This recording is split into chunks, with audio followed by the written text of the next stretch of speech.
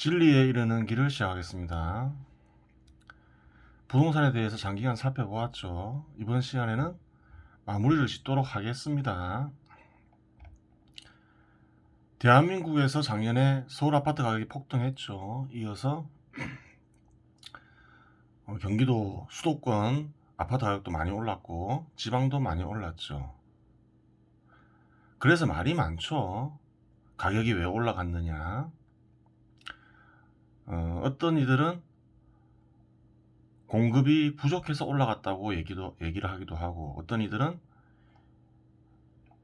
이자가 급락해서 올라갔다는 얘기도 많죠. 그리고 어떤 이들은 화폐 가치가 하락해서 올라갔다고 하기도 하고, 어떤 이들은 가구의 수가 증가해서 올라갔다 그런 얘기도 하죠. 어느 게 맞는 말인가요? 다 그릇된 얘기는 아니에요. 근데 이제 좀 정리할 필요가 있겠죠.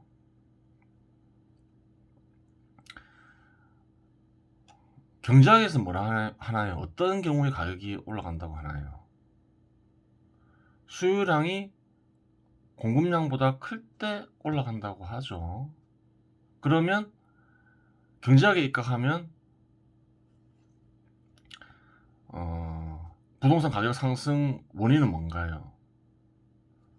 수요량이 공급량보다 크기 때문이죠. 그럼 흔히 알려진 부동산 가격 하락 원리는 뭘까요?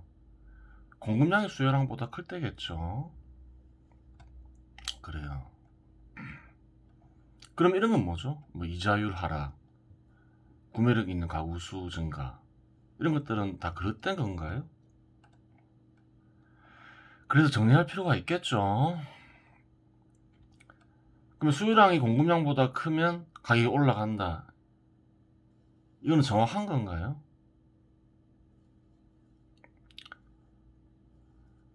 그릇된 말은 아닌데 또 정확하지도 않아요. 하락 원리는 이제 공급량이 수요량보다 클 때죠. 이것도 그릇된 말은 아니지만 완전하지가 않다 해야 되겠죠. 완전하지가 않아요. 그러면 참된 부동산 가격 상승 원리 혹은 상품 가격 상승 원리는 뭘까요? 우선 수요량이 공급량보다 커야 되겠죠. 그리고 또 뭐가 필요할까요? 수요자들 간 경쟁이 필요해요. 경쟁이 없으면 아무리 수요량이 공급량보다 커도 가격이 올라가지 않아요. 예를 들어서 아파트 가격이 평균 5억 하던 게 10억까지 올랐다 가정할게요. 수요량이 아무리 공급량보다 많아도 수요자들이 10억 이상 올라가지 않는다고 생각하면 어떡할까요? 올라가지 않아요.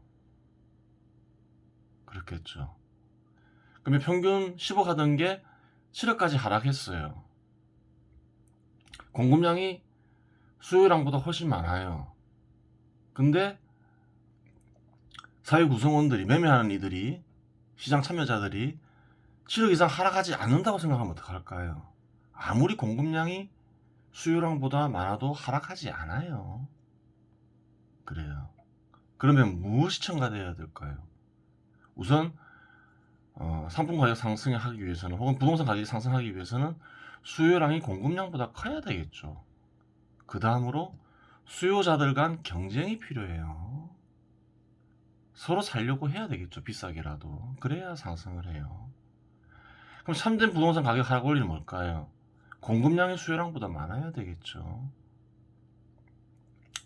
그리고 공급자들 간 경쟁이 붙어야 돼요. 싸게라도 서로 먼저 팔려고 해야 돼요. 그래야 하락해요. 이게 다예요. 아무것도 없어요. 이게 전부 다예요. 그래요. 이게 전부 다라면 이 동안 부동산 균형 가격에 입각해서 분석을 했죠. 그러면 이자율 변동, 부동산 투자 수익 변동, 소득 변동, 구매력 있는 가구 수의 변동, 화폐 가치 변동, 이런 것은 도대체 무엇들이란 말인가, 이런 얘기를 할 수가 있는 거죠. 이런 것들은 무엇일까요?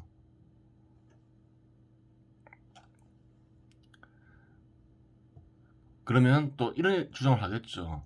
최근에 금리가 급락한 게 부동산 가격 상승의 원인이 아닌가, 또 이런 주장도 할 수 있는 거죠. 이런 것들은 뭘까? 이제 이런 생각해 볼 수 있는 거죠. 예를 통해서 살펴보면 다 알게 돼요. 예를 들어서 연이자율이 2%일 때 수요량이 10,000개, 공급량이 5,000개라고 가정할게요. 그럼 가격이 상승하나요? 안 하나요? 안 하나요? 상승할 수 있죠. 근데 한 가지가 빠졌죠. 수요자들 간 경쟁이 붙으면 가격이 상승하겠죠. 연이자율 이 이제 2.5%로 상승했다 할게요. 그래서 수요량이 7,000개로 바뀌었어요. 공급량은 5,000개 그대로 할게요. 이 경우 어떻게 되나요? 수요자들 간의 경쟁이 붙으면 마찬가지로 가격이 상승하죠. 왜? 수요량이 공급량보다 많으니까. 연이자율이 상승한다 해서 다른 조건이 동일하다 해서 연이자율이 상승한다 해서 무조건 가격이 하락한다 이렇게 얘기하면 안 되는 거예요. 연이자율이 3%가 됐어요. 수요량이 5,000개로 바뀌었어요. 그러면 공급량은 그대로 가정하고 수요량이 5,000개로 바뀌었다 할게요. 그러면 어떻게 되나요? 가격 변동이 없죠. 없어요. 연이자율이 3.5%가 됐어요. 수요량이 3,000개가 됐어요. 공급량이 5,000개 그대로예요. 그럼 어떻게 되나요? 공급자들 간 활려고 경쟁이 붙으면 가격이 하락하겠죠. 이렇게 되는 거예요. 연이자율이 상승한다 해서 부동산 가격이 무조건 하락한다.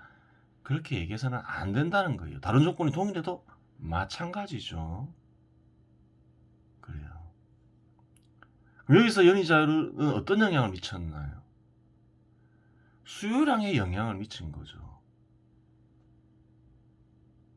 그래요. 그래서 연이자율 급락이 부동산 가격을 상승시켰다. 이렇게 얘기하면 그릇된 말은 아닌데 정확한 말도 아니라는 거예요.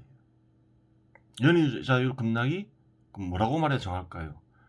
연이자율이 수요량을 크게 대폭 증가시킴으로써 부동산 가격이 상승했다. 이렇게 얘기해야 되는 거예요.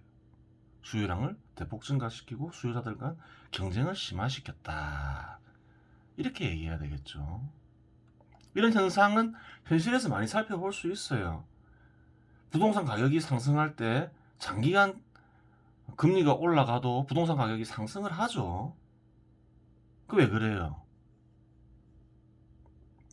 수요량이 공급량보다 많기 때문이죠.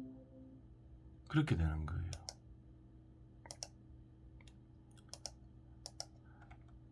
소득 변동, 화폐 가치 변동, 이자율 변동. 이자율 변동도 화폐 가치 변동이죠. 화폐 가치는 투자 가치와 교환 가치가 있다고 얘기했죠. 그래, 이런 것들은 다 뭔가요? 그래요. 구매력 있는 가구 수요 변동. 수요량에 영향을 미치는 요소들인 거죠. 그래요. 그렇게 되는 거예요. 가격 변동 원리는 뭐라 했죠? 이거밖에 없는 거예요. 그래요. 딴 거 없어요. 다른 요소들은 여기에 영향을 미치는 원인이 돼도 직접적인 상승 하락의 원인은 되지 않아요. 그래요. 그럼 정리가 되는 거죠. 수요량 감소 원인, 수요량 증가 원인 이렇게 나눠볼 수 있겠죠. 몇 가지만 정리해봤어요. 이자율 상승, 수요량 감소 원인이 되죠. 투자 가치, 화폐 투자 가치 상승인 거죠. 이자율 상승은. 부동산 투자 수익 감소는 뭔가요? 수요량 감소 원인이죠. 구매력 있는 가구수 감소는 뭔가요? 수요량 감소 원인이죠. 소득 감소는 수요량 감소 원인이죠. 화폐 교환 가치 상승은 수요량 감소 원인이죠. 수요량 감소 원인이 발생했다 해서 무조건 부동산 가격이 하락한다고 얘기하면 안 된다는 거예요. 그래요. 수요량이 공급량보다 월등히 많을 때는 수요량 감소 원인이 발생했다 하더라도 계속 올라갈 수 있다는 거죠. 수요량이 공급량보다 크고 수요자들 간 경쟁이 붙으면 그렇게 되는 거예요. 수요량 증가 원인 반대로 생각하면 되죠. 이자율 하락, 부동산 투자 수익 증가, 구매력 있는 가구 수 증가, 소득 증가, 화폐 교환 가치 하락. 마찬가지로 이자율 하락일 예를 들어서 이자율이 하락했다 해서 무조건 수요량이 증가해서 그 아파트 가격이 상승한다고 얘기하면 안 되겠죠. 수요량과 공급량 간의 관계를 보고 경쟁을 살펴봐야 되겠죠. 경쟁이 붙는지 안 붙는지. 그렇게 되는 거예요. 그러면 부동산 가격이 상승할 때 급등하는 원인은 뭔가요? 기본적으로 수요량이 공급량보다 커야 되겠죠.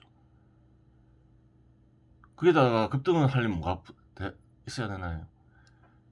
경쟁이 과열돼야 되죠. 그럼 급등하겠죠. 경쟁이 과열되지 않으면 어떡할까요? 서서히 상승하는 거예요.